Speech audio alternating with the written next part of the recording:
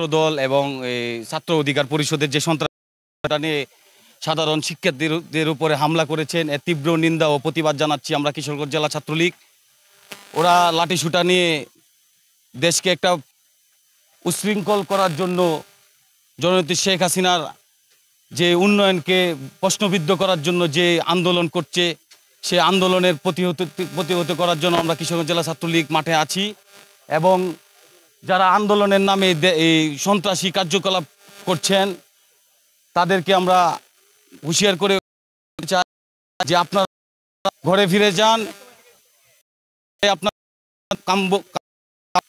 আপনারা শুধু শুধু এসে সাধারণ মানুষের জানমালের ক্ষতি করবেন না এবং সন্ত্রাসীর নামে যে কার্যকলাপ শুরু করছেন আপনারা এই ক্যাম্পাসে এসে,